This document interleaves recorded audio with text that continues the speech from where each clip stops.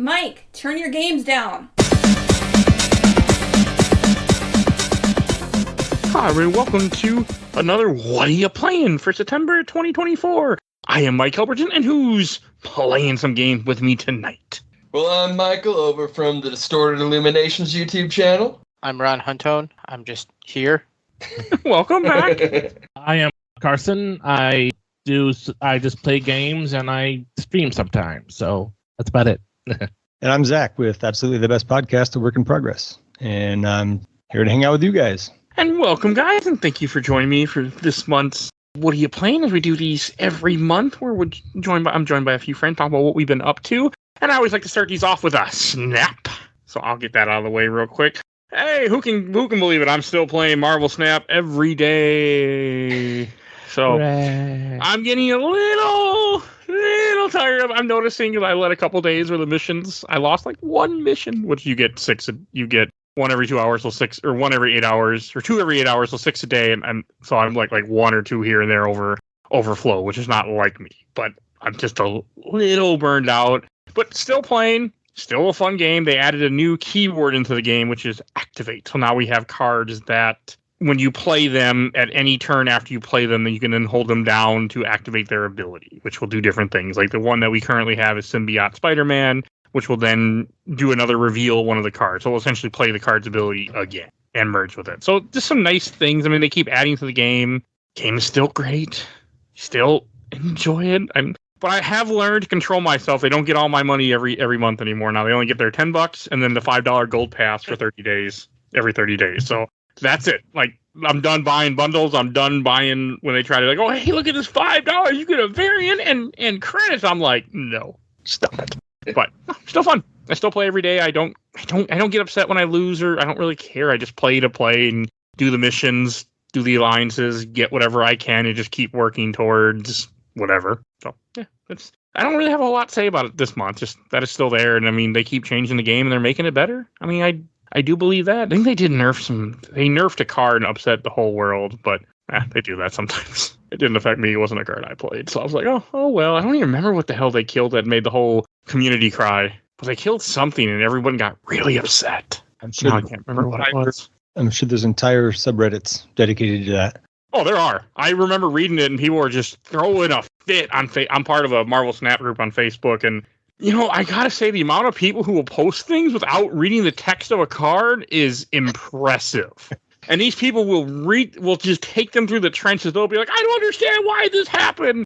And people will look at the cards, and all we have is one turn screenshot and be like, you idiot, did you read the fucking card? Like one time it literally was they had updated a card, and he didn't read the new card description and was upset that it didn't do what it used to do. And by the way, they make it very obvious when they switch cards. You get notifications, you get lots of things that say this card has changed. And if you're part of the Facebook group, as he was, you hear about it too in the post. So somehow that guy missed all the posts and decided to comment it instead of just Googling it like you should. So. Oh, you should check out Yu-Gi-Oh! Communities. Like, they don't even read half the cards most of the time. Man, I've seen Yu-Gi-Oh! Once when I used to work during COVID. I was working at a store, and this guy, what he would do during his shift, because it was mostly dead, he would just play Yu-Gi-Oh! Online. I would sit there and just watch him. I'm like, what the fuck are you even, what's going on? Yu-Gi-Oh! Makes no sense. It's a weird game. So many pendulums.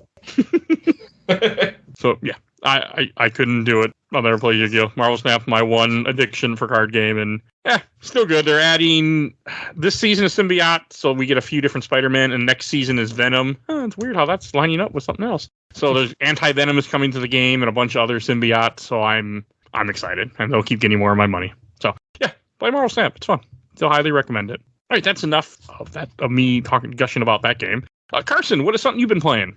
I've been playing and selling my soul and time to Satisfactory. Yeah, I know you mentioned a little bit before, but what kind of game is it? It's basically a survival builder first-person deal. You're sent down in a drop pod to an unknown planet to mine it for resources and build a space elevator for reasons by a company that treats you as a thing and not a person. And you just keep building and making things more complex and more crazy and just try to keep yourself sane and keep yourself up at night just to make sure everything runs on time. Like making trains, making little drones to deliver stuff everywhere, and to keep your thing running, and trying to spend maybe half your day trying to find how and why your power grid has gone down, and you have to jury rig a jump start with another bank of power to make sure everything's running and doesn't stop. So yeah, It's just what the company wants. endless growth, just like a real company wants. All right. And Zach, what is something you've been playing? I've been having trouble finding something that I wanted to play. The last thing that I really was into was Ender Lilies, which I played kind of late to the game. That was so good. It's great. It was super challenging. That was one where I almost gave up on it several times. I would get stuck on a boss for like days at a time, and then it would eventually power through. But it was amazing. That was an amazing game. I'm really I look forward to the sequel, Ender Magnolia, which is coming out this January, I think. But have you ever played Hollow Knight? Yes, Hollow Knight's great too. Yeah, I love that. So like Metroidvanias are kind of my thing. So I finished that up at the beginning of this year, and I've just been trying things out since then. I think what I probably spent the most time on recently is the latest Prince of Persia: The Lost Crown. I liked it enough to play it for a while, but I wasn't into the story at all, and I think a lot of people really said, "Oh, you got to pay attention to the story. The story is really good," and I couldn't get into it. But I enjoyed a lot of the platforming, and especially the puzzle platforming parts. But then they start throwing in like quick time events suddenly out of nowhere. That was weird. I have a solution for the story part, if that's what ever holds you back in a game. I just skip it. Oh, okay. What I do is I ignore it and then I watch a YouTube video. Oh, there you go. I mean, that's worked for me for a lot of games, and then I feel like I know it, but at the same time, like I don't need to worry about it because I can just go. I'm gonna go watch a video review. Yeah. Feels like cheating. But anyways, the other thing I didn't like about it was you get these like medallions for a necklace that you wear, and you can only equip so many at a time, which is fine. That's a little bit like that in Hollow Knight and Ender Lilies, where you only have so many slots available for your upgrades. But I feel like most of the medallions that go on there are not really useful. They're, it's like slightly increased attack power when in the air with full energy, but enemies deal 10x damage and you can't jump or something.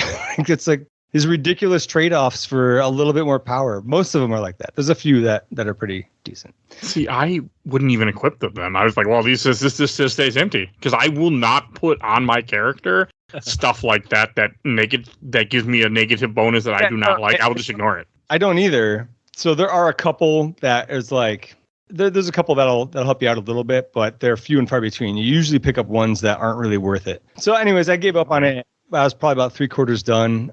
Not really meaning to give up on it. I took a break. I think I went on a trip and didn't bring my Switch. Got back. I was like, I don't really feel like playing it anymore. So I've been on the search for something else since then. I've picked up a few things. I'll talk about them on the next go around. Okay. All right, and Ron. Lately, I've been kind of dabbling in a couple things. The thing I've spent the most time on is I've been doing a replay of Doom 2 with the Project Brutality mod, which is a lot of fun. Yeah, it adds. Is that Brutal Doom or is that something else? It's like a fork of Brutal Doom. Like essentially, there's a mod out there where they took a lot of those concepts and just did a little bit more with it. Mostly like more weapons, different types of alternate fire modes, and a bunch of different monster variations. Are you using GZ Doom or whatnot, or that new release that just came out? Oh, the new Bethesda release. I am using GZ Doom, but I'm actually using the WAD that comes from that, which is literally the same WAD that you can get from the classic version because they're just WAD files. I was playing with the new re-release by Bethesda, and it's fine.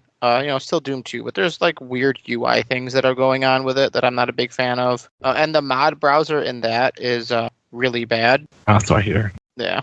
I've been mostly. I do it outside of that one. Yeah, I've been mostly playing the expansion packs or whatnot, like Sigil, Rust, whatever, Legacy of Rust and whatnot. Just trying those out. Yeah, I'm probably going to get to them eventually. It's just I wanted to get through Doom 2 with Project Brutality because I want to eventually get into like Plutonia Experiment and TNT Evolution with it. But just as I get to it.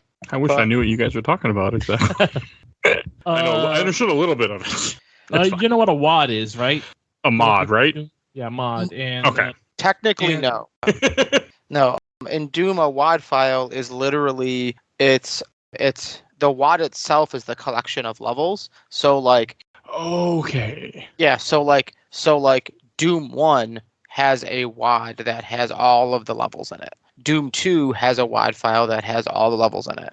And like Sigil, which is a new one, which is the new one that John Romero made. Actually, he made a sequel to it recently. Yeah, I think Legacy of Rust is the newest thing by a bunch of old level creators and whatnot. Yep. Yeah, I've watched some videos on it. It seems pretty cool. But yeah, the WAD itself is not directly a mod, but the WAD can be used as part of loading other things to get mods in there, because I know that Legacy of Rust has custom monsters and custom weapons in it. Okay. Yeah. I learned something new. Yeah, All right. so yeah, that's what I've been doing in the spare time I have between my 2 jobs and other stuff. Get how that goes completely. And Michael. I was going to start with a different game, but since we're on to modding, and since Bethesda apparently hates the best game they've ever released because I can't play New Vegas normally, I finally downloaded Viva La New Vegas, which is a mod pack that actually lets you play the game nowadays. Oh, is that game not run on PC? It depends. It is not consistent. Some people can still play New Vegas. Yeah. My computer will not play it. They will never update that game. I don't know why Bethesda's just decided they hate New Vegas now. Have you heard of a mod pack called A Tale of Two Wastelands? Yes. Basically Isn't that the one where you can also play through 3? Basically a merging of the two. Yeah, the last time I tried to play New Vegas, which was several years ago, I kept crashing once I got into Big MT, and I eventually just said enough and stopped. Yeah, you almost have to mod that game on PC to be able to play it. That's sad. It is. That said, Viva La New Vegas plays so well. It runs smooth. There's been no crashing, no weird bugs. It handles like New Vegas is supposed to. Have you tried? Sorry, have I tried what? So it's kind of janky because New Vegas even on launch was kind of janky. Oh yeah. It's except that this does not play janky at all. At least it hasn't so far. I've not played too far into the Viva La New Vegas version. Yeah. Like again, no bugs, no crashes. Everything's just ran smooth. I also was going to ask if you tried the Fallout London yet. I have not. I typically weirdly don't play any of the Bethesda games modded. I know that that's how you fix all the problems with them, but I don't play many Bethesda games, so this is kind of my first time modding New Vegas at all because I had to. I see. I haven't played the game in years. But yeah, otherwise, I mean, again, it's New Vegas. What can we really say about New Vegas that most of us probably haven't heard at this point? I haven't finished it. I've never technically finished, quote unquote, finished Bethesda game. They're hard to finish. Like Skyrim. I think I completed Morrowind back in the day, but I don't think I've ever completed like a main quest as far as that means in a Bethesda game. I mean, geez, if you can complete Morrowind, you can do Oblivion, because in Oblivion you're just a red shirt the whole game.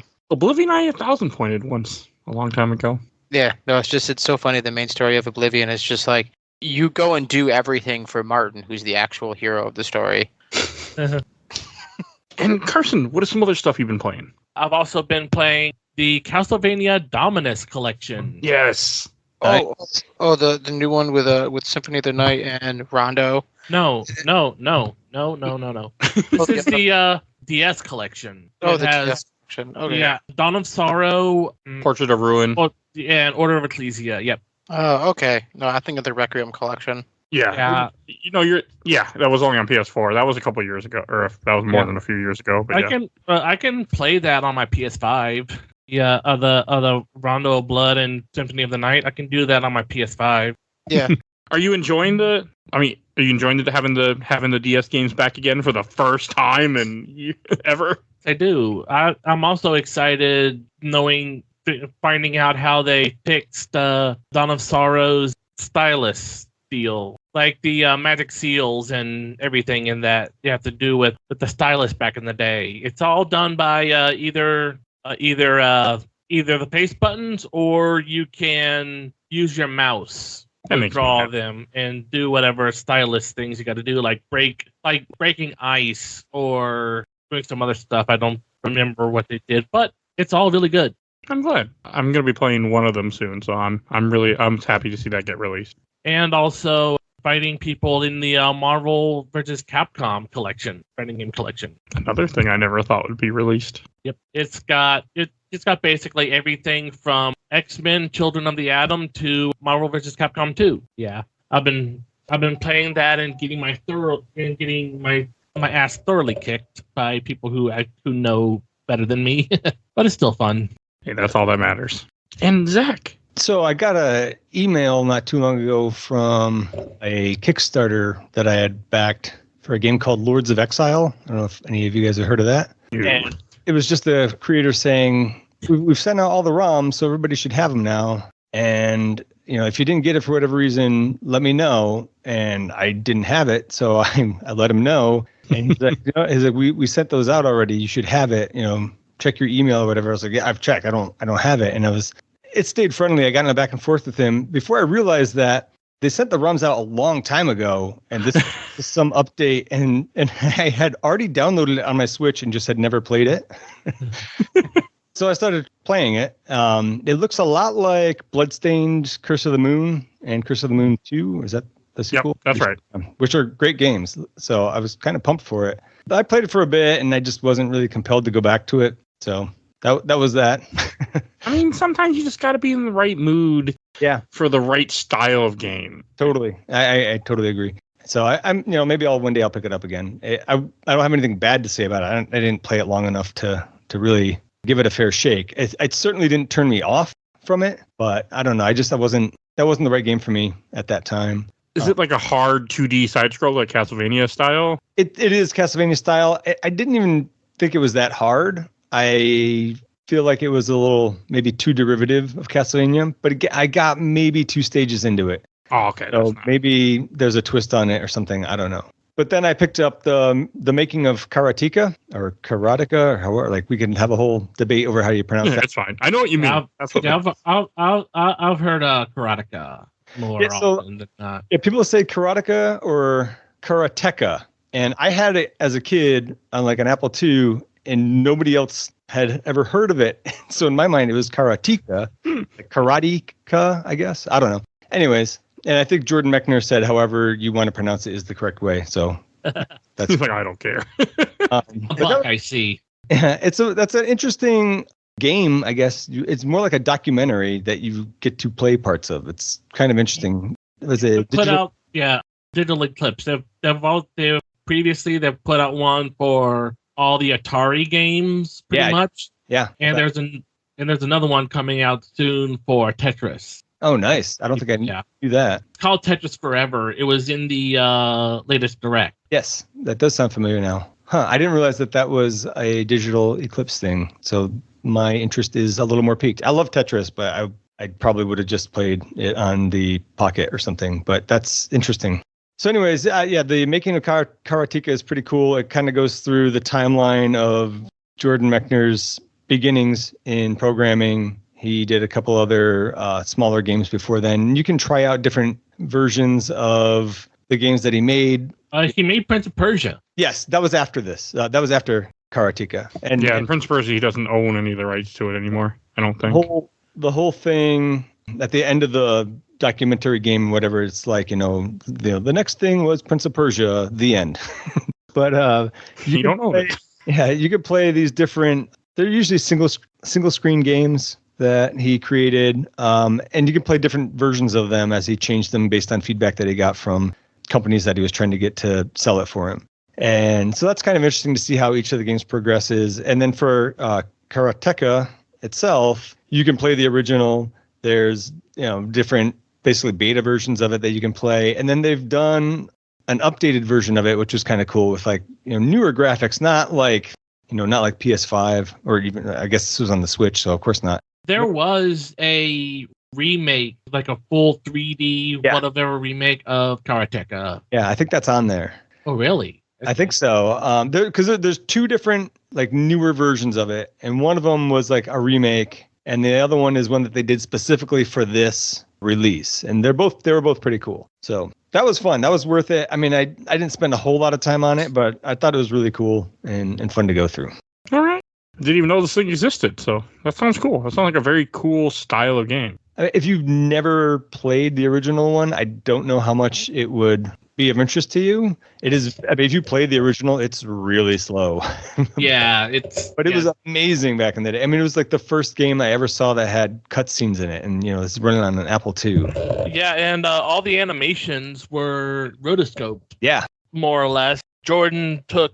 I think he did this for Prince of Persia, but I don't know if he did this for Karateka or whatnot. But he took videos of his brother or somebody doing all the things, and he just rotoscoped it in with pixels. Yeah, and so you can see bits of that, like you can see the original film, and then you can do the different overlays of, here's where he sketched it out, and then you can do the overlay of here's the final graphics, and you can see how it translated from the film footage to the final product. It was really cool. And yeah, it was his brother helped out, I think, and like his brother's karate instructor or something, and like his dad and his sister, they all played different parts. It was cool. And then as you said, for Prince of Persia, he did it again. I think he had the process down a little bit better for that one. This looks cool. I found it on Steam, and also $20. Oh, totally worth it.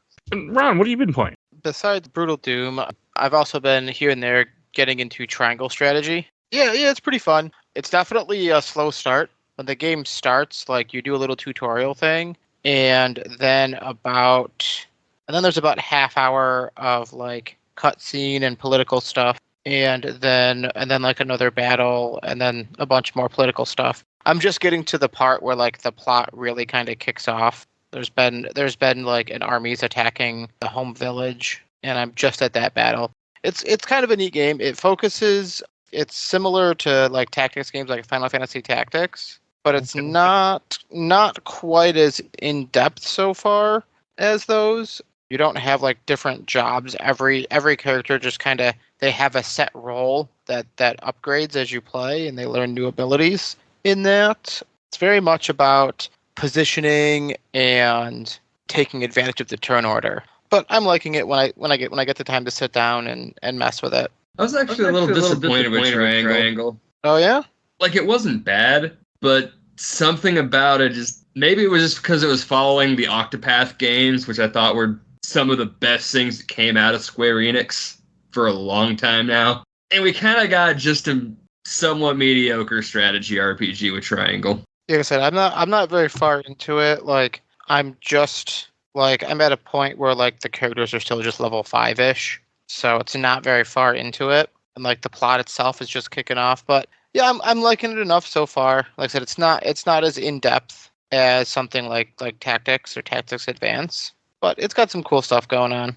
All right. I was curious about it when it came out, but I've never played it. And who knows when I'll ever get to it, and if I'll ever get to it. And did you have any other games to mention, Ron? Those are the two main ones. Well, if we want to talk about phone games, I've been spending some time playing a different card game called Star Realms, which is a game that I've been playing for years at this point. It's a card game where kind of how it works is you build your deck as you play the game. Because there's essentially like a row of cards that you buy using a currency called trade, and then when you buy them, they go into your deck, and then you play them later. Is it like Slay the Spire? No, it's not. It's not a roguelike at all or anything, and it's there's no like progression. It's just it's a very strict card game, and there actually is a physical version of it, but I prefer the one on the phone just because kind of it does all the bookkeeping and everything. I can't touch another card game. Well, yeah, this one, there's no like battle passes or anything. Essentially, you just pay to unlock additional cards that you always have, which like the individual things aren't too expensive. It's usually like $2 or $3, but there's like I think around 50 of them. But when you buy them, you unlock the cards, and then there's usually like a series of missions you can play with those cards. So it's something where it's just, hey, as I'm working through them, when I finish it, I'll spend a couple bucks and buy the next one. And when I finish that one, couple bucks. Okay, that's not too bad then. Yeah, like I said, I've been actually playing. Like I've been playing it for years at this point, and it's not something like Marvel Snap that has like battle passes. Yeah. What's it on? Is it on mobile? Yep, on mobile. I have it on my Android phone. I'm pretty sure it's on. It's on Steam, also. That's not surprising. What's a lot of it? Star Realms. And it's free on Steam, but there's a bunch of packs for you to buy too. Yeah. I mean, it's still cheaper than what I spent on Marvel Snap. So. And me on Magic: The Gathering. Oh, I will never play Magic the Gathering again because I saw the Assassin's Creed cards and went, oh, and I'm like, oh no, you don't look at those. Keep walking. Yeah. I've been getting back into Magic lately. Bloomberg is just a lot of fun. I can't. I know where my money will go. I cannot do that again. Well, it helps when you have like other crippling addictions involving collectible games, so then you have less money to spend on Magic. Yeah. I'll just stick with my Steam buying addiction instead. Yeah, one other game I've also been playing is kind of a Destiny Warframe like called The First Descendant. It's a free to play third person behind the back shooter where it's just your normal gas game like Destiny and Warframe. You go around, do missions. Okay.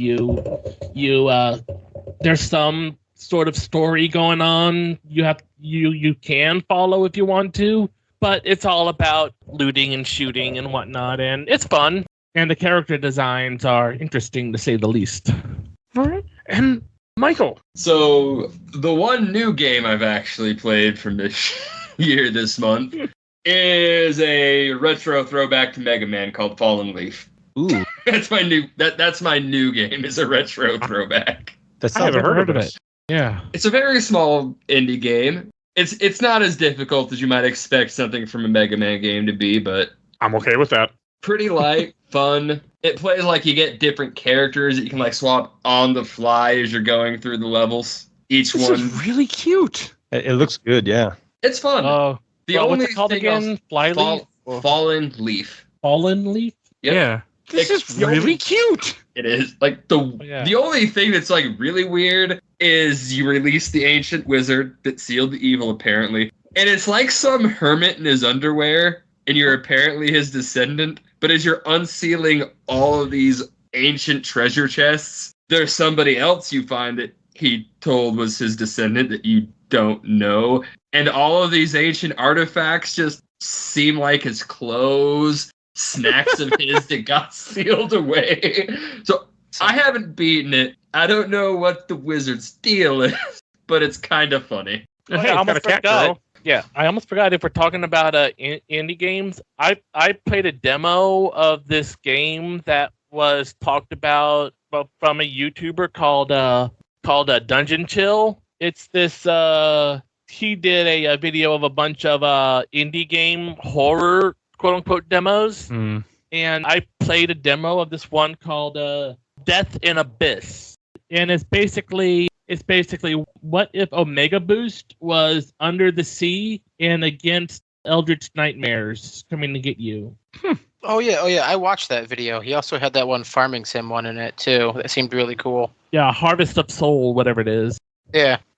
Downloaded most of the demos, so I'm gonna try Sorry We're Closed next. Oh yeah, that one seemed neat.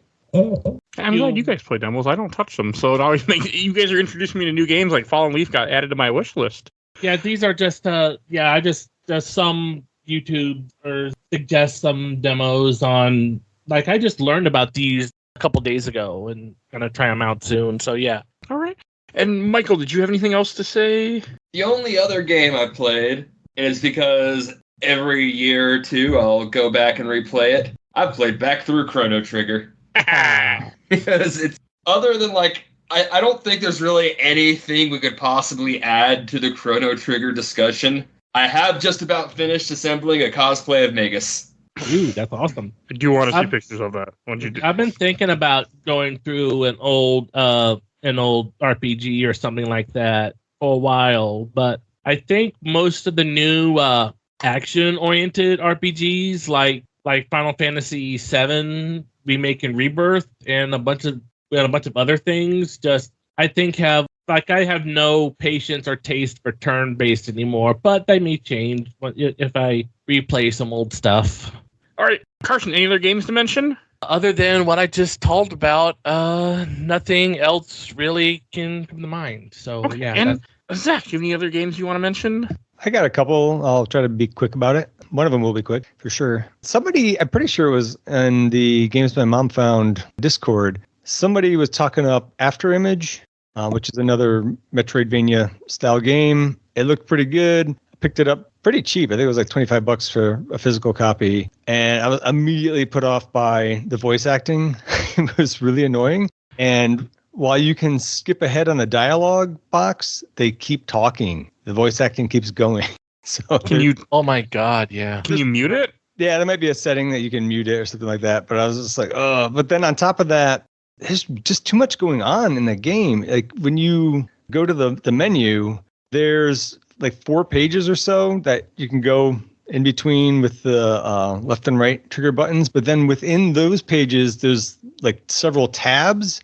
And I just had no idea what was going on. Like you're collecting all these things. I don't know what they were for. And I just pretty figured out pretty quick that it wasn't for me. So looking at a video of it, the animation's pretty neat. Yeah, it looks like a really good game. Like it was looked beautiful, and as far as the moving about as a character, it played very nicely. But there was so many things happening that I didn't know what I was doing. I was just like, I don't know. I don't know if I can deal with the voice acting in this. I have 2 tips that I would do personally. One, listen to a podcast and turn off the sound. I mean, that's what I do. You know what? Not a bad idea. And 2, I always look up videos of tips for games a lot of times. Like I try to see if and then sometimes like non-spoilery stuff, they'll tell you, hey, this is how this works. This is how this works. This is what I wish I knew. I do that with a lot of games too. And there's usually videos for things unless you're playing something unique and you won't find nothing. Is it badly acted or just the voices are like super it's adults trying to do kid voices, like little kiddie voices, and it's really grating. Yeah. So yeah, that was yeah. But I like the idea. Maybe I'll give it another shot and just like totally listen to something else and not anything from the game. Then I finally found one that I'm enjoying so far, and it's from 2017. I didn't realize it was that old, but it's called The Mummy Demastered. It's something I've heard about. I've heard of that too. I heard about it on a podcast at one point. I want to say it was like on Retronauts or something, but it also could have been. My mom found. Kobe mentions it. I think Kobe's mentioned a few times, or Carrie has. Oh, maybe. Well, I've heard about it. It's been on my list for years and years and years. Same. Sorry to say, I've only been introduced to games my mom found in this year. Oh, it's fine. But I'm enjoying it. I knew almost nothing about it other than it sounded interesting, and it's basically like Metroid or Super Metroid. It's sort of in between in terms of the graphics, I think, and isn't that also a roguelike kind of? Yes. I just found that out actually. And so some of the differences are from like the Metroid series is that except for your basic weapon, you have ammo, which is fine. I don't have a problem with that. But then I was thinking that it was a little too easy. I was kind of cruising through it. I got through a couple of bosses, and then like yesterday, I think was the last time I had a chance to pick it up. I got to a boss where, he was too tough. I couldn't just face tank it, and I died.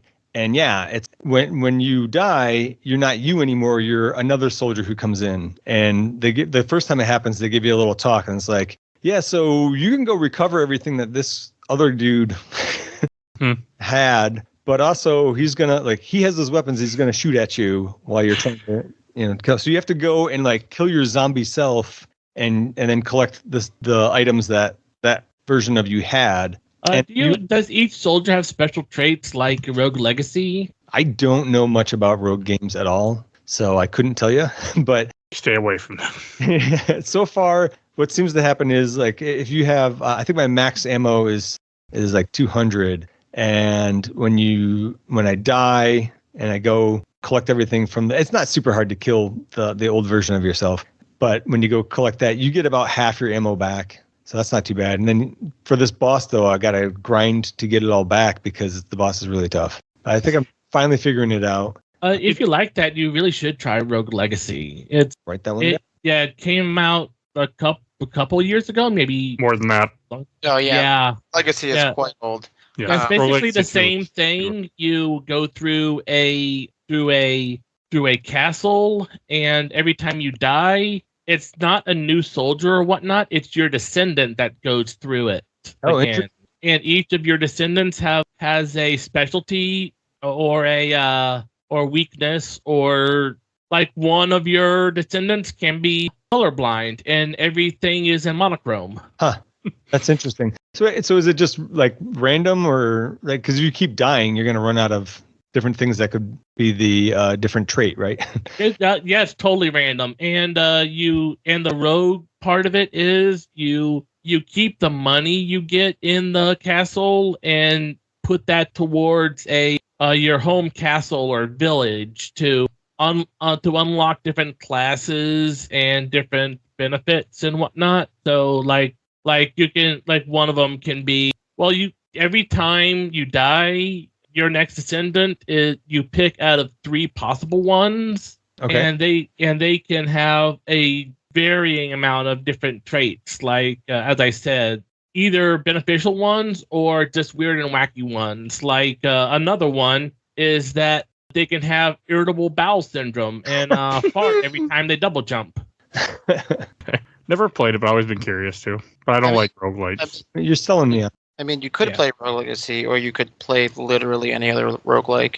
Undermine is another good one. I mean, Dead Cells exists. Oh yeah, that's also good. It's been on my list, and then I'm always I don't know if I can deal with a roguelike game. I don't know. You're gonna find out. Enter the Gungeon. That one's always great. Enter the Gungeon is decent, but Dead Cells is probably one of the best Metroidvania / roguelike.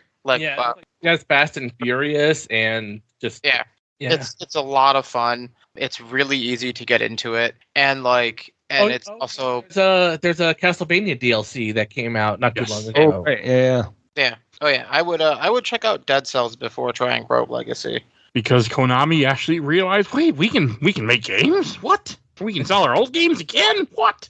So happy they did though. All right. Any other games you guys want to mention before we go to TVs and movies? Oh yeah, not exactly one more that sure. I've also been poking at the original Metal Gear Solid, the masterpiece, the master collection that came out. Just gotten through a little bit of it to past I think the first boss, with the tank. I've gotten past that one, so it's weird going back to it sometimes. I sometimes forget what some of the buttons do, how do I choke someone out again, or I'll run up to someone and try to body flip them instead of choke them out by mistake, and getting back doesn't end well. Yeah, that's about it. All right, anyone else? Nope. Okay, I'll take us into TVs and movies. I've been on a weird kick lately for some reason. I don't know what did it, but I got into World War II documentaries big time, and I watched 3 different series. World War II Greatest Moments in Color and World War II Road to Victory in Color.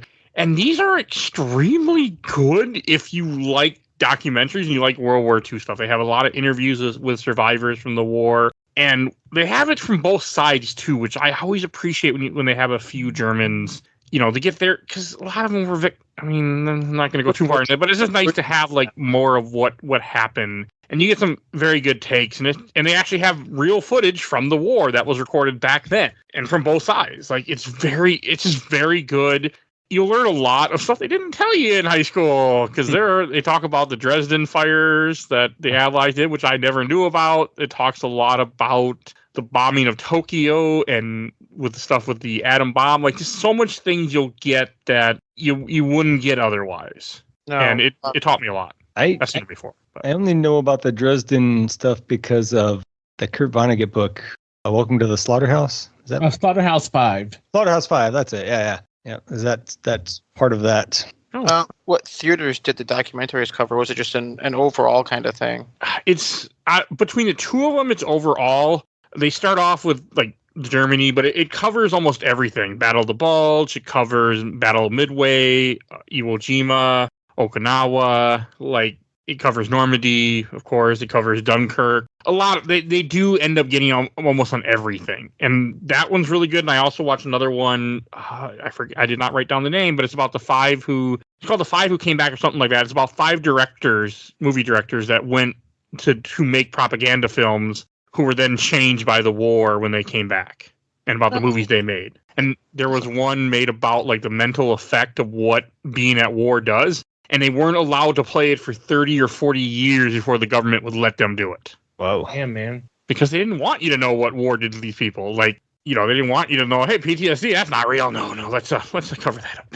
So, sit down. Really good. And last one to mention, which I didn't watch this month, but I always will mention, if you want to learn a lot about Hitler and how he came to power, to see similarities that you might see, it's called Circle of Evil, which is a documentary, but like a lot of reenactments. Very, very good to talk about how he came to power and the people that were around him. Very, very. And that's enough for that right now. It has mothers. But Zach, what's some stuff you've been watching? I think the first one I'll talk about is a show called Euphoria on Max. Oh. Have you watched it? I tried. I got like an episode in and I went, nope, I'm out. Okay. So I watched it because my co-host on my show, he's got 2 young girls, and we were covering the Spider-Man Homecoming episode in the MCU, and that's got Zendaya in it, and we were talking about her, and he said, "Oh, this show Euphoria is supposed to be really good, but I've heard you're not supposed to watch it if you have daughters." And I have daughters, so I was like, "Oh, I'll check it out," And that first episode is rough. Like, there's some hard stuff to sit through. I think that one is the hardest one to watch. There are some other difficult things that happen throughout the 2 seasons, but it's a really good show. So if you can get through the first episode, I think you can get through the rest of it. I'm struggling with Breaking Bad again, and I've seen all of that. So okay, yeah, maybe.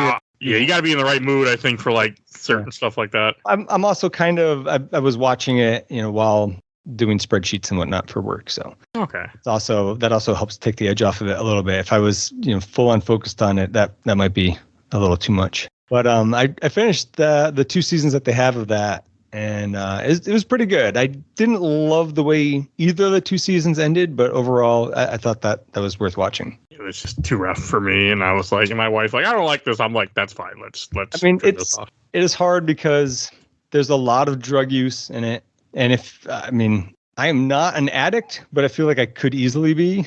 And so like watching some of that, you can put yourself in that situation. And then on top of that, these are all supposed to be high school kids. And there's a lot of nudity, and there's like the actors are clearly not in high school, right? I mean, you would not be allowed to show that on TV. But it is really uncomfortable to watch. So, however, I will say there's a lot of really good and interesting things that come out of the show. Like, one of the main characters is a trans female.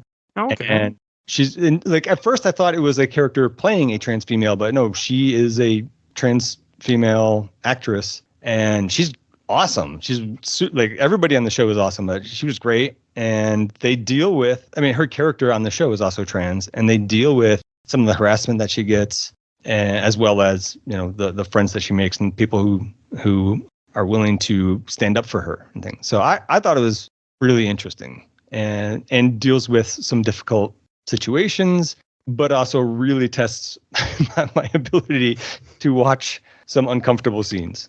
That's fair. All right. Carson. I don't watch much TV, but I have been still watching random stuff on YouTube and whatnot. Like I was saying earlier, a YouTuber go by Dungeon Chill talking about those game demos. Also I have been dug deep into people reacting to the TF2 Meet the Team videos. Oh, Team Fortress 2? Oh, okay. Yeah. All right. Like new people, VTubers and whatnot, reacting to the old TF2 shorts and just falling into that rabbit hole. That's how I know I'm getting old. There's videos of people reacting to TF2 videos. Yeah, and also this is kind of TV adjacent, but Trigger, the anime studio that made Kill la Kill, some like Cyberpunk Edge Runners and whatnot, they were commissioned to do a short animation for the Transformers 40th anniversary, and it is completely awesome and nostalgia filled, and I was just geeking out the whole time, just pointing out, say, I know that, and whatnot. So yeah, I've been watching. Every time I watch that, I start crying. So Okay. yeah, just a little thing talking about that, and that's pretty much all I've been watching. Okay. But you aren't going to talk about Dungeon Shield's video about the racing RPG. Oh yeah, Racing Lagoon. Yeah, the old the Square. Squaresoft. I know of this Squaresoft. game. Yeah. Yeah, I watched this video at it. The game, it sounds it sounds crazy, but the era that it came out of, I watched a bunch of anime from that era. I'm like, yeah, that's totally like a 90s anime story. I want to play that game really bad. One day, a good friend of the show, Dominic, has brought it up to me, and I'm like, it's in there in my brain somewhere. There is a translation. I have it. I have it ready to go. I just haven't too many plans, but it's there. Yeah, and another YouTuber, Grimbeard, did a recent one on Shadow Man, the old N64 and PS1 game about from one of the comics that was also done by the people who did Turok, like the same company Valiant that did Turok. They also did a comic series called Shadow Man. All right, and Michael. Well, since someone else has already opened up the door to weeb shit, how many here on the great journey of Monkey D. Luffy to find the One Piece? I was so late to this show. I have made it up through the Dressrosa arc, so at about 700 some odd episodes, I'm like halfway caught up. My God. It is so good. I have been missing out on One Piece all these years. It's too much. It's too daunting. Here's the big thing to know with One Piece. You can just watch arc by arc, and they're all largely self-contained stories. Like, if you see the first 3 episodes of One Piece, you're gonna know if you're gonna like the show or not. None of this, you need to be X number of episodes. No, just 3 episodes. That's Monkey D. Luffy. If you like them, you're gonna like the show. But that's still a lot of episodes. Skip the filler. Yeah, Okay. that's a bunch of filler. I've been watching a guy on TikTok just giving little snippet reviews of his watch through of One Piece, and he's up to the end of Thriller Bark, if you know what that means. Oh, that's the one that introduces Brooke, the skeleton with an afro. Yeah. I love Brooke so much. I can't handle animes like that. Before I met my wife, I tried to watch all of Dragon Ball, and I got from all of Dragon Ball and the movies, I got into Dragon Ball Z in the Android Saga near when Cell shows up, and then I just stopped watching, and I'll never go back. I'll say, One Piece, it has kind of proven to be an exception to a rule of how sometimes when you explain a joke, you kill the joke. In the case of Brooke, explaining the joke actually kind of worked for me. Because he did this random thing where he leans at a 90-degree angle against a wall. Now, in part, this is because Thriller Bark is nothing but Michael Jackson references. So it's like the 45-degree angle kneel or lean thing. You can't lean any farther than that and physically still be able to stand. But apparently 45-degree angle in Japanese, the kanji is virtually identical to after death, which also describes Brooke quite well because his fruit brought him back to life after he died.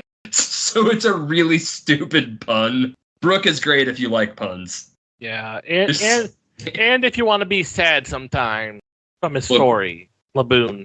Look, One Piece is weirdly depressing at times. Like it will just drop sad on you out of nowhere. But then you'll have a guy who fights with 3 katanas and one of them is in his mouth. Oh, that's His nowhere. own, yeah, That with is his own, normal compared to Frankie. well, with his own tragic. Oh yeah, Frankie. Yeah, Frankie. I'm curious. Someday maybe, but Frankie, the cyborg that runs off cola. That's the most normal thing about Frankie. All right, I'm gonna just one weird joke from like earlier in like Water 7 when Frankie gets introduced. You find out like only his front half's cybernetic because he can't reach his back and he does all his own cybernetics. But he's in a fight with a guy that these guys that have this weird, almost blade-like wind attack thing they can do by kicking. How they do it doesn't matter. But he's realizing, hey, I'm fighting this Frankie guy. My stuff can't hurt him from the front. But at one point, I'm like, he's going to realize the backside of Frankie's flesh. And this fight's going to come to a standstill when Frankie just lays on his back. And that actually happened. And the villain he's fighting just stops like, I don't know what to do. He laid down. How do I fight this man? okay. And that's just how Frankie's introduced. It gets weirder when you realize that Speedo's the only one he owns. And it is, in fact, unwatched. All right. I'll stop there, but One Piece is a trip. No problem. Okay. And Ron, what is some stuff you've been watching? Mostly YouTube, and I recently finished another watch through all of Babylon 5, and I watched all of the movies that they did. How is that show? Oh, I Babylon like it. 5? It's very good. Yeah. Yeah. Babylon 5 is probably my favorite sci-fi TV show that's ever been made, and that's even like including like Deep Space Nine, all the Star Treks. I'd even put it up against the recent Expanse. Where is it streaming? Anywhere? I have the entire set on DVD. Oh. Okay. Last I watched, it was on Amazon Prime, but I know that Amazon Prime, like, they've gone to where you have to buy stuff now again. So Yeah, they're pretty bad about it right now. yeah. So, but yeah, it's fantastic. I love Babylon 5. All right. Yeah. I never watched it. I know of it, and I watched a little bit too much of Big Bang Theory, and they were talking about it. I was like, oh yeah, Babylon 5. I should see that someday. Oh, Babylon 5 is like it's like the smarter version of Star Trek, I guess is the best way to put it. Yeah, it's kind of a precursor to Mass Effect, if you think about it. I could all the see different that. races, all the political intrigue and whatnot. Well, that and I really, I think its characters are some of the best. There's Londo Mollari. He's a guy with like a big sort of fro, but he has an arc where he kind of becomes a genocidal maniac. Yeah, that happened. But then he gets redeemed later. I love his assistant, and when he talks to whatever the shadow guy was, Mr. and- Morden. Yeah. Where he tells him he hopes he lives just long enough to see his head on a pike. Yeah. It's one of the best moments in the series. Yeah, there's a really cool arc involving these two characters, Londo and Jakar, that kind of covers the whole series. And basically, the arc is how both of these characters essentially fall and are redeemed. It's really, really well done. I think the show also handles some sensitive topics in a much better way than shows like Star Trek did. Things like religion. There's a whole episode about a character who's Jewish and they have to sit Sheva. That's really good. There's also a Jehovah's Witness analog where their kid needs a surgery to survive, but they obviously won't allow the doctors to perform surgery, and kind of what happens with that. Really, really good. Yeah. Oh yeah. And this is a question to you. Who do you prefer, Zathras or Zathras? Well, there's really only about 3 of them that are ever shown, technically. So it's obviously Zathras. So that's basically, later on in the series, there's a whole planetary machine, and there's a race of creatures called Zathras, and every one of them is named Zathras. It's all played by the same guy. That's cool. And thanks to Zach posting you can find it on Tubi. It's on Tubi, apparently. Oh. All right. Yeah, and the movies were actually pretty good. There's one with Martin Sheen that follows up on an early episode that's pretty cool. Have you seen the animated one? No, I haven't seen any of the animated or newer stuff. I haven't seen the comics or that. I know they exist, I just haven't seen them. All right. And Zach, do you have anything else to mention? Just a couple shows real quick. Are we doing movies after that, or? We can do movies right now or after. It doesn't matter. I've got quite a few things then. Okay, we'll do TV. I'll come back to movies. Okay. But as far as shows go, I started Shogun finally a couple weeks ago, but it's hard for me to get through because I have to actually be watching it, right? Because you got to read a lot of subtitles. And so I don't have a lot of free time to actually pay attention. So usually I'll watch like 10 or 15 minutes at night and then I'm tired and I go to bed. But it's been really good so far. And obviously it's won a bunch of awards, I think, recently. So yep. That was good. And then usually the other thing that I have on in the background when I'm working is Deadliest Catch. I don't know if you guys watch that at all, but man, it's on 20 seasons, and I've been watching it since the beginning. Yeah. Me and my dad used to watch that a lot. Yeah, I just love to see him haul up a big thing of crab. It's the best. And all the you don't really have to, and everything. Yeah, you don't have to pay that close attention to it. You know, things are going on. You know, if you tune out for 5 minutes, no big deal. That's a fun one to have on in the background. So, like, is it like watching Ice Road Truckers? Pretty much, yeah. It was before Ice Road Trucker, just like the original. Yeah. I remember watching Ice Road Truckers. That show was just like, I remember watching it. I'm like, you know, this would be a great 2-hour special. Oh wait, no, it's like 3 seasons. Yeah, I think I watched like one episode of Ice Road Truckers maybe, but this, I don't know, something about it. Just I like seeing them catch crab. I don't even like to eat crab, but for whatever reason, it's interesting. I don't even like crabs, but that's why he's okay with them being murdered, I guess. Huh? Yeah. So that's it for shows for me. Okay. I have two other shows to watch, or documentaries to mention. One came out on Netflix earlier this year, Wyatt Earp and the Cowboy War. I consider myself a pretty good historian at times. I did not ever know that there was a thing called the Cowboy War. It wasn't a real war, but it was close to where Wyatt Earp was fighting a gang called the Cowboys, which is where we get the word cowboys from. Did not know either. After OK Corral, and it was a whole big thing with the president of the United States at the time, which I forget who it was. It was an idiot, but I don't remember who it was. I think it Harding?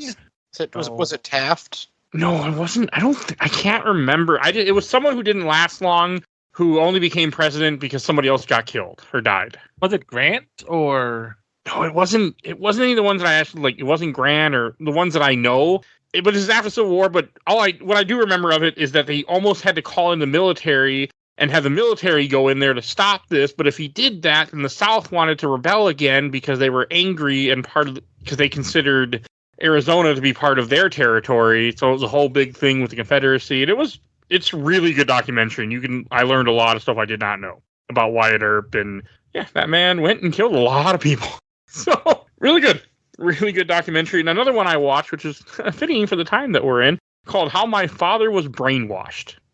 Oh, I've heard of that one. I think it was on Prime. It was free with commercials. It's from 2016 or 2015 or 2014, somewhere around there before we entered the election 2016. And it talks about her father, who was a Democrat, who started listening to talk radio and Rush Limbaugh and all that other bullshit, and got filled with hate so much that he just became a bitter old man and was a huge Republican. And then his radio stopped working. And when he stopped being subjected to that bullshit, after a while, he became like a much better person to be around and wasn't so hateful and angry. Very, very good. And it really does explain what being constantly fed hate and bullshit will do to a person's brain. Very good. Yeah, there was a time in my life where I would listen to Rush Limbaugh and a bunch of stuff like that. Like I would watch Fox News a lot and everything, I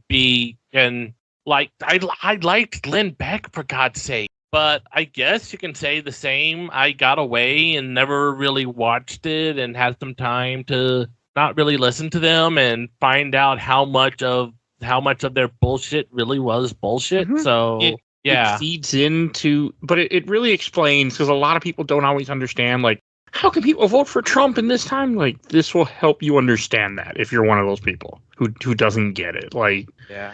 So it was very good. I mean, even no matter whatever your political, I mean, most people listening probably aren't very read because of how I talk, but like, it's very good, and it really does explain a lot. I feel about psychological, what of a human being and how our brain works.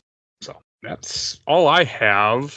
Carson, did you have any movies? Movies? Yeah, I saw Deadpool and Wolverine. Okay. Yeah, it was fun. I had fun. I loved it so much. Great movie. I was surprised how good it was. Yeah, it was good. Like the whole middle section where they're in the void and meet all the new old peoples. Yeah, that whole section was fun, and they're fighting the car. It was just, you know, Great movie. I'm always impressed at not just how well Hugh Jackman acts, but how well he acts in a movie like that.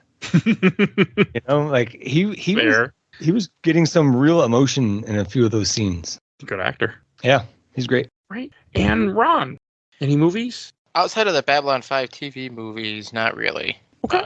There was the one movie that set up the spin-off show called Babylon 5 Crusade, which is a bad movie. Okay. yeah, I've heard. Well, it's just like really, it's like the ending kills it because like it leads up to this whole thing. There's going to be this big attack on Earth, and then the attack happens, and they're winning, and then they're like, oh, but by the way, it turns out they had a different thing, and now all of Earth is infected with a virus that's going to go off in a couple years, which heads into the Crusade show. But like just like how it happens is just like it's just like what? But you guys were winning. The Crusade show didn't last, right? I'm assuming. I tried watching Crusade a long time ago. It's not the worst thing ever, but it's not. It's not on the same level as Babylon 5. That happens. Oh, it's just called Crusade. They didn't even try to keep the Babylon 5 name in it. All right. Well, it's referred to as Babylon 5 Crusade, but everyone just calls it Crusade. Oh, the wiki just said, oh, I see it went one season, 13 episodes. All right, that answered my question. Yeah, basically the most notable thing about Crusade is that the main character is a lot like, I think it's Kevin O'Leary. No, I probably got the name wrong. It's the guy from Tremors. Kevin Bacon? There we go, Kevin Bacon, yeah. He's in Babylon 5? No, he's not. But the guy who plays the main character in Crusade looks like a knockoff version of him. Oh, okay. I was like, wow, that makes more sense. Okay. And Michael, do you have any movies? I am slightly cheating on this, but because it's a musical and I added a bunch of its music to my playlist, it's basically watching the movie again. Sweeney Todd, the Demon Barber of Fleet Street. Gonna guess that. I've never seen that at all. It's good. I really like it. Well, it depends on who's doing it too. I've only ever seen the movie. I really like it. I love the movie. I heard there's a good one that has Murder, She Wrote in it. Oh yeah, she was. What her name? Angela of Lansbury. Yeah, she was like the original. I can't remember the character's name. Miss. She's making the pies. But yeah, that's a great movie. I don't want to step on your segment here, but choice. But yeah, it's one of my favorite Tim Burton movies. Same. Like really, most people who are in that movie, those are like some of my favorite roles from any of them. Pretty much every actor I thought did fantastic. Yeah, absolutely. I saw that. I remember seeing it in the theater. I'm like having a vivid memory now. Are you guys familiar with Ren and Stimpy at all? Yes. Yes. When Stimpy's like, oh god, yeah. Joy, and he's just got that super happy face. That's me watching Sweeney Todd in the theater. Just like I loved it so much. That's a great movie. If you haven't, listen to the director's commentary over Ren and Stimpy. Oh yeah. It's a absolute. I don't know if I want to. If it's the animator guy, I don't know if I want to listen to him because he is. Oh yeah. Problematic. Oh, that was some of the least surprising criminal charges to ever have been filed. Nobody was surprised if you've seen Ren and Stimpy. No, I hated it when I was a kid. I remember seeing the animation. I'm like, this looks terrible. I just despised it. Never seen a single episode. I liked it. Yeah, I liked it. Like the horse. No, sir, I don't like it. And powdered toast, Mayan, clinging tenaciously to my buttocks. Yeah, like I used to love Ren and Stimpy as a kid. Like I don't know that the humor in it has actually aged that well. Probably not. It's still hilarious. I mean, like it definitely like it leans towards like absurdist, gross out humor. I feel like Space Madness would hold up, but it's been a long time. The Space Madness episode. Oh, okay. But yeah, Oh, no, yeah. Sweeney I knew Todd. Yeah, if you don't like Ren and Stimpy, you will probably like Rocco's Modern Life. And I don't like that show either. What? When I was a kid, I didn't like certain type of animation, and that all fit in that category of stuff I didn't like. It's Rocco. It was just the style of it was too stupid for me. But I also like Rugrats, so I got nothing. But like, okay, so both Rugrats and Rocco are actually weirdly much smarter than you think they are. Rugrats has all sorts of weird, like, well, not weird, but like all sorts of like subtle adult jokes, especially in the early seasons, that are like jokes that you're like, oh yeah, if I was like a 10-year-old, like a 10-year-old, I wouldn't get it. But when you're like, but when you're an adult, you're like, oh. Yeah, the classic Stu making the chocolate pudding in the middle of the night. Well, there's that, and him talking about Satchmo. I don't remember that. It's a very quick one, like it's like because they think it's the babies think it's Sasquatch, but they mispronounce it Satchmo, and Stu goes to trumpet player. Ah. I haven't watched it in a very long time. But hey, the game is free on Epic if you're listening to this in the previous week. The week that we're recording this right now. So, all right. But yeah, I've not really watched any other movies. Okay. And then Zach, I think that's just you because I don't have any movies either. I was supposed to go see Beetlejuice, but that didn't happen yet. Yeah, for my show, we're still working on the MCU movies, and so I recently watched Infinity War again, and then unfortunately followed that up with Ant-Man 2, and I misremembered that as a good movie, and it is not. That is a good movie. You are wrong. Oh, dude, it's terrible. It's all it's entirely a fetch quest to like it's all filler. It's so bad. The third movie now. That's that. Oh yeah. The third I one. liked Quantumania. I thought it was fun. I like it better than 2. I'll give you that much. But I'm surprised you disliked it that much. so am I. I remembered it as a good movie, and then I tried to rewatch it, and it was rough. Maybe I was in a bad mood. Maybe I had to give it one more shot. But I mean, that does affect it. But related, I don't want to get into it, but related to the show, we'll say since the 20th anniversary of Shaun of the Dead just happened, I managed to go catch that in the theater again, and that is one of my all-time favorite movies. It's so good. And then since seeing it in the theater, I busted out the Blu-ray and I watched it again, and then watched it again with the director and Simon Pegg commentary, and then watched it again with the cast commentary, and then watched it again. Damn. Where there's commentary from the actors that play Sean's mom and stepdad. And then there's a fourth commentary just as the zombies. And I thought it was going to be an hour and a half of people just making zombie noises. And I started listening to it, and they do that for like a minute. And then it's just the actors who played various zombies throughout the movie. So there's four different commentary tracks. And I've gone through them all after, watching the movie in the theater and then again on Blu-ray. I'm still not tired of that movie. It is so good. I've never seen it. It's good. I've never seen any of the Cornettos, to be honest. I don't like the other ones, but that movie is fantastic. Come on, Hot Fuzz is the best one. Never seen Hot Fuzz yet. I need to. That's so good. Hey, I think I should rewatch it. I only ever saw that one once, and I was like, it wasn't really what I was expecting. But I don't love Edgar Wright's other movies. Have you seen Last Night in Soho? You recommended it to me. I will recommend it every time. I got about 3/4 of the way through it so far. I don't love it. It's not bad though, but I'm not done with it either. So have you figured out what's happening yet? No, I don't think I have. Okay. So I'm going to finish it. I just didn't get a chance to yet. I meant to finish it before this in case you brought it up, but I didn't. Okay.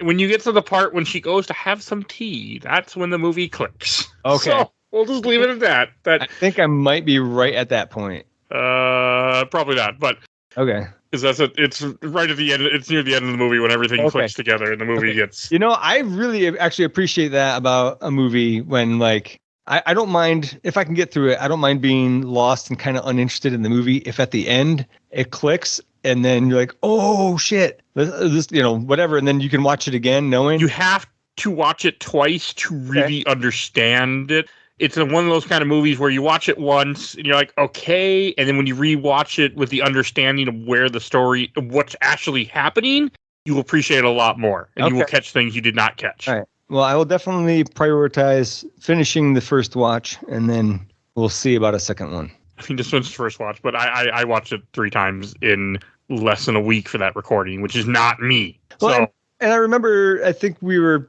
more or less in agreement on Edgar Wright films besides that. So that's why I was like, okay, I'll check this one out. You think Scott Pilgrim's one of the best movies ever made, too? I love Scott Pilgrim, yeah. I don't know if it's one of the best. Yeah, it might be one of the best. One of my favorite, I should say. It's my favorite. One of my wife's comfort movies. So I've watched it a lot of times when I didn't really want to watch it. But every time we start it, I'm like, this is a good movie.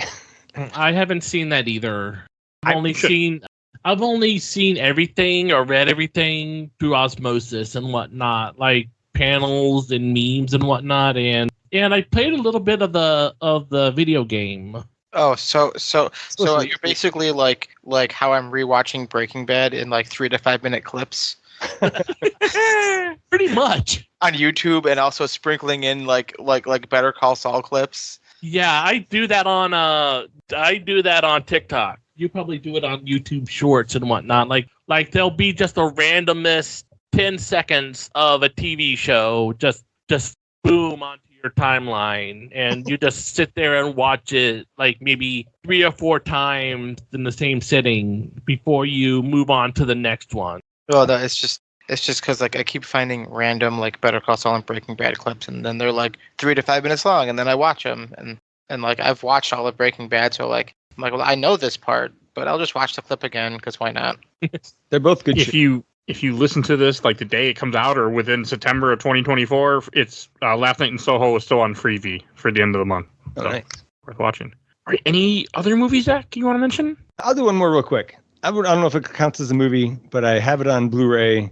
Do you guys know the band Pucifer? It's one of Maynard James Keenan's bands. Never heard of it. No. Yeah, Tool. Maybe I'm too old.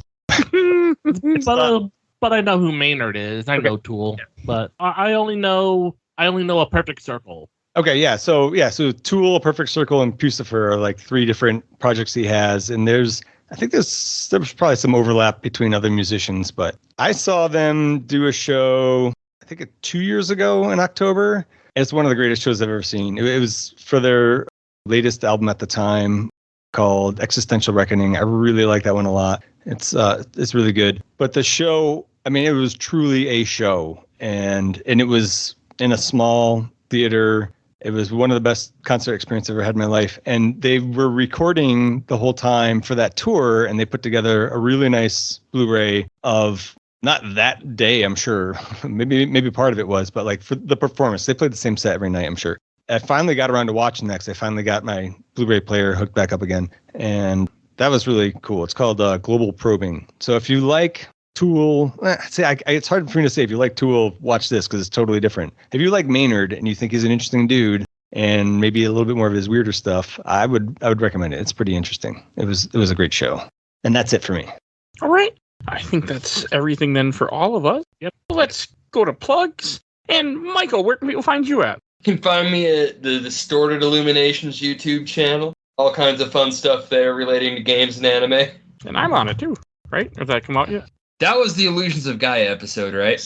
Yes. Oh, on that note, I've almost finished putting together a cosplay of Friedan the Dark Knight. Nice. Ooh, nice. I just got to get the armor painted. Ooh, that's awesome. All right, and Carson. I am Carson Clark. I also go by Desiree Corruption on Twitch and Twitter and a bunch of other places. I just exist as avatars and just roaming around doing stuff, just living, I stream from time to time and whatnot on Twitch, so I'm still kind of a long hiatus thing, but as I probably keep saying, I'll probably go back to it someday, but yep, that's about it. Okay. And I forgot to ask you, Ron, did you have anything to plug? If for some reason you're looking for me, I frequently post on the Heathcliff Facebook page. Okay. It's about the extent of my presence. All right.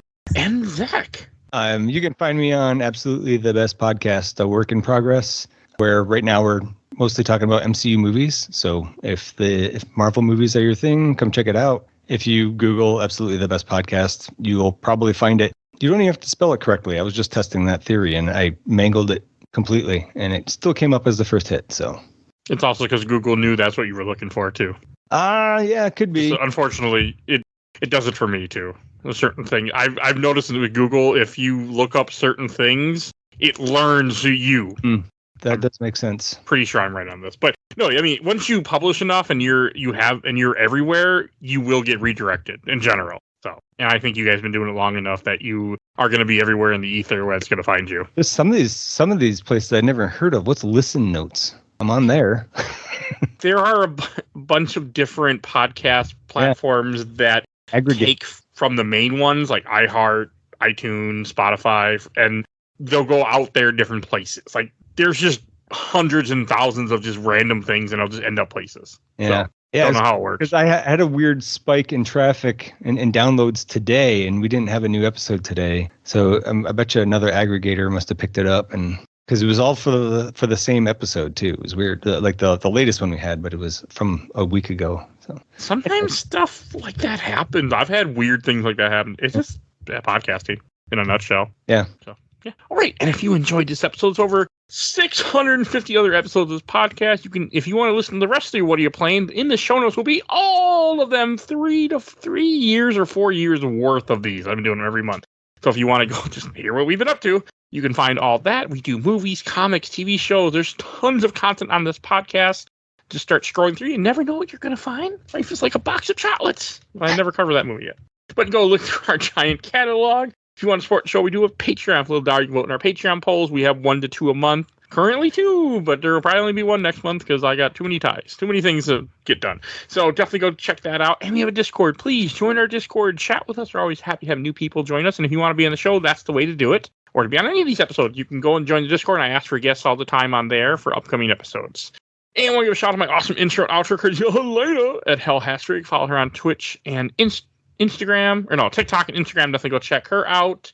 And give a shout out to a gamer looks at 40 of Bill Tucker, who's talking Final Fantasy probably to the end of this year, and who knows beyond that. But definitely go check out his podcast. And please follow us on Facebook, Instagram, Twitter, Threads, Blue Sky, YouTube, audio only, TikTok, and that's everything I need to say. So we will see you guys all next time.